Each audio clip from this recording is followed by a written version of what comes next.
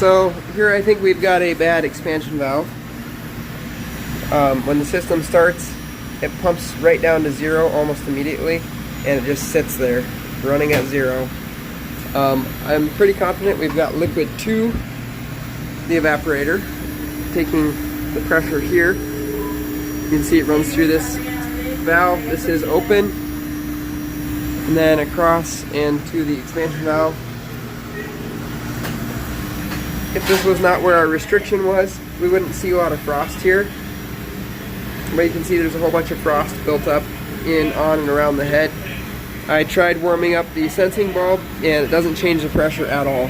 So this thing is just stuck, shunted, almost all the way closed, despite being at the beginning of a freeze cycle. You can see our line runs across, and as soon as it gets to the evaporator, it's pretty much the same temperature of the water, like 50 degrees. And it should slowly be gaining, but it never gains. It just sits there like that for a really, really long time. So, pretty confident we're getting liquid to here. I kind of wish they had a port here so you could check the pressure. But I'm going to show you what the pressures are actually running on the high side. You can see almost 175 psi on the high side there. And the service tech that I talked to is convinced that the head pressure regulator is not letting enough refrigerant through, but I'm really pretty sure that's not the case, because if you look at the temperature, it's telling us that it should be about 70 degrees in here.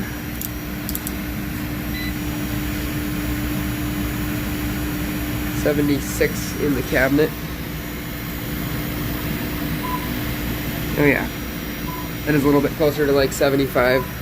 So that's what we would see if there's liquid present in the receiver, which I'm pretty sure that there is. The receiver is cold.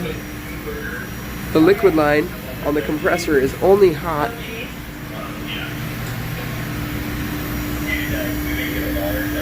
Up to about here. Here it's cool. So it's only hot for just a little ways. If we shut the unit off and then restart it again, it opens up the liquid line solenoid valve for just a moment, and it dumps a bunch of refrigerant across into the low side. At that point, if I restart it again, it pumps the bubble of refrigerant that it finally let it cross up, and at that point I have hot gas going up to the roof. Yeah, we were kind of like arguing about whether or not it was the head pressure regulator, and it just seems to me very obvious that it's a liquid line restriction. So here's the condenser portion up on the roof, and it's like 70 degrees out, but line coming in, line going out are the same temperature. Now there's a head pressure regulator in here, that little thing right there, and its job is to let enough pressure through so that the refrigerant flow continues and it doesn't run out of refrigerant just because it's really cold out. It'll keep the refrigerant moving nicely through the system when it's January or when it's July.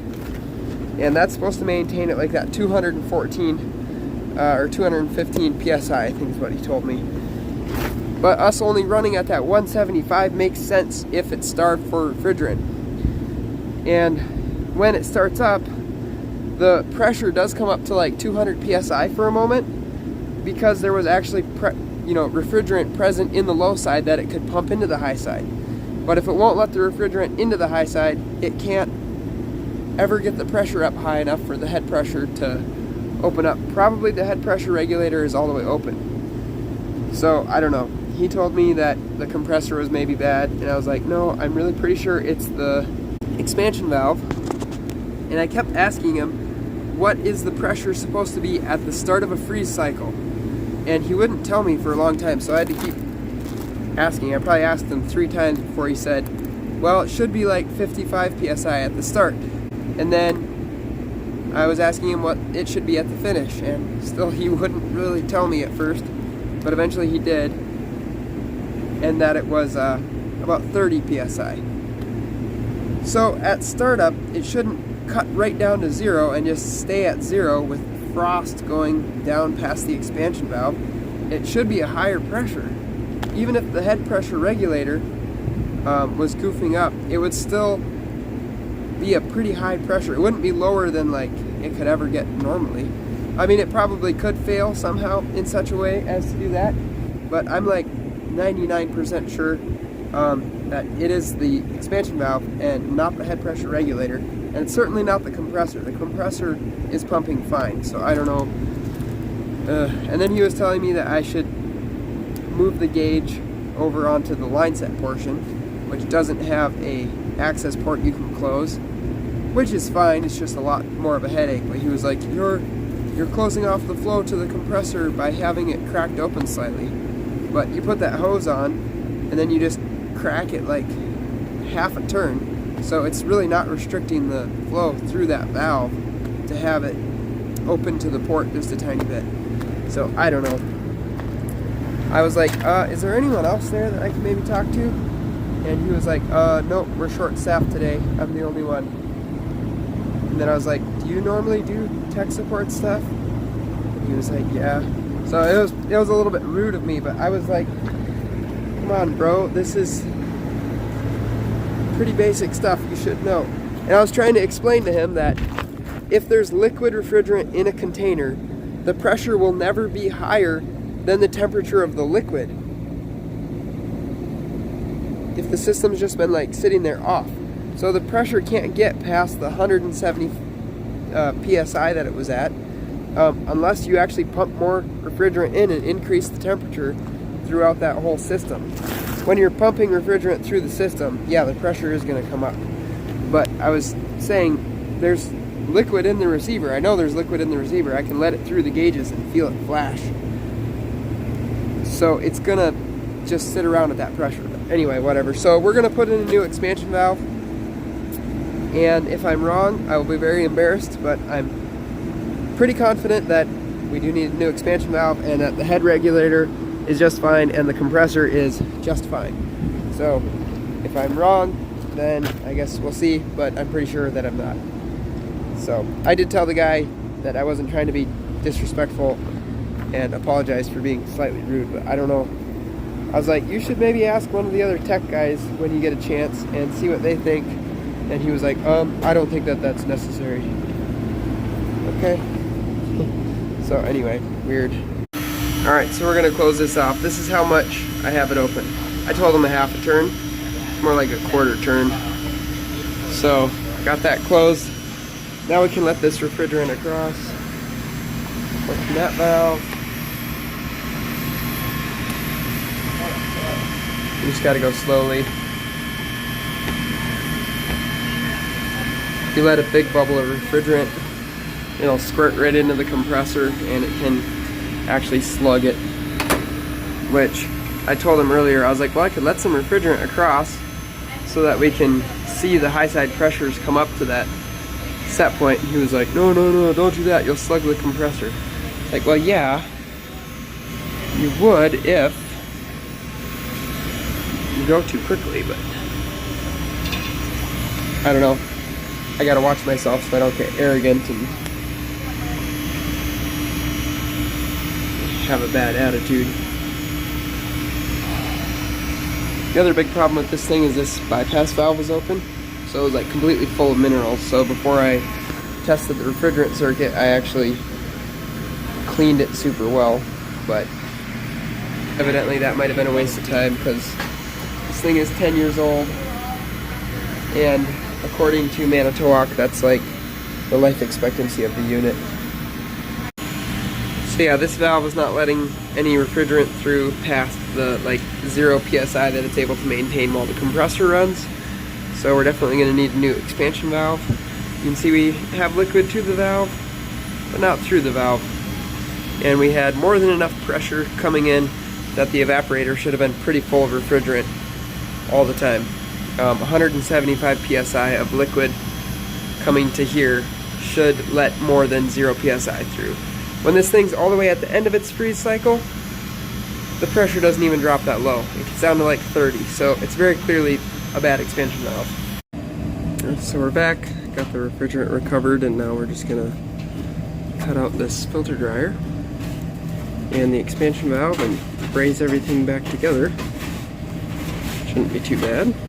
So I actually kind of pulled this out so I can braze here easily around the bottom, and then braze right up here as well. And I got a little sleeve in there to connect it properly.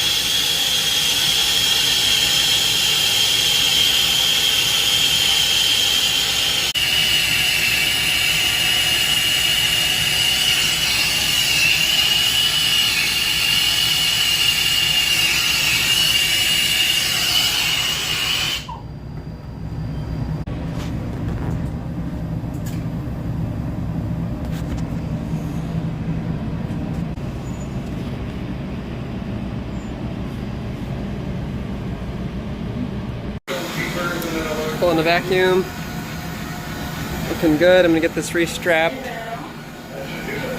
and then got the new expansion bulb mounted, and I just got to re-zip tie the insulation and get all this insulation in here cleaned up. Alright, so we just started up with the new expansion valve. The compressor just came on. The pressure was up here, same as the high side pressure, and then it drifted on down to here, and you can see it's hanging out here now. So that's what I would expect to see. Previously it was dropping all the way down to 0 because that expansion valve was just not letting enough refrigerant through. So that's really good to see that we did properly diagnose it despite contrary advice. So we're at about 80 psi? See, 50, 75, yeah.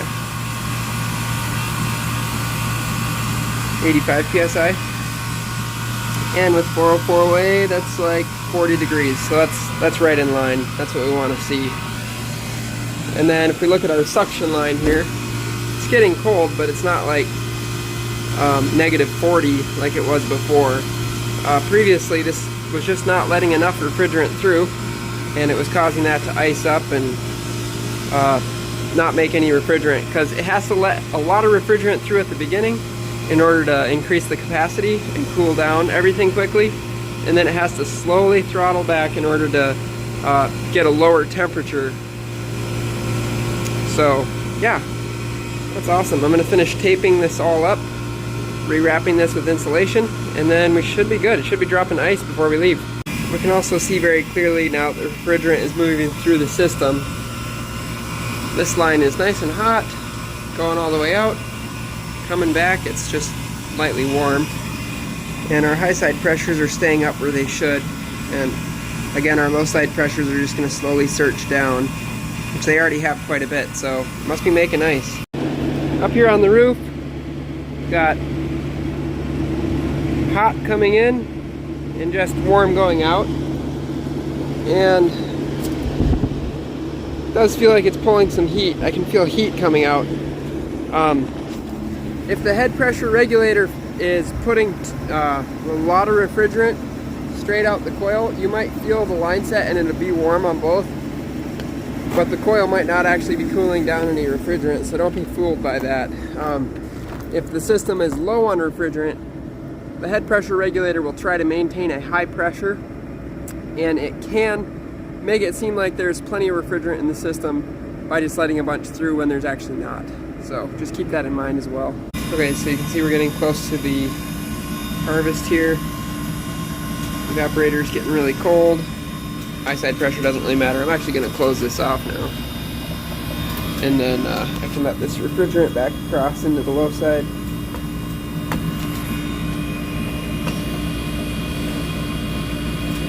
So as to not waste it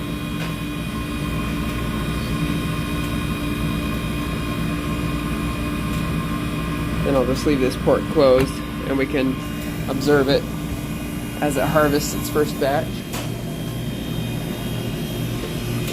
I can hear the ice clicking a little bit. This is cold, but definitely not negative 40 cold.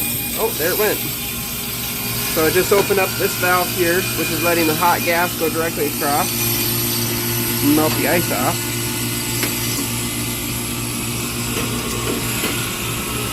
So it should be dropping a sheet of ice shortly. And naturally our pressures will come up really nice and high just because it's dumping the hot gas directly into the evaporator. So that's how it does that.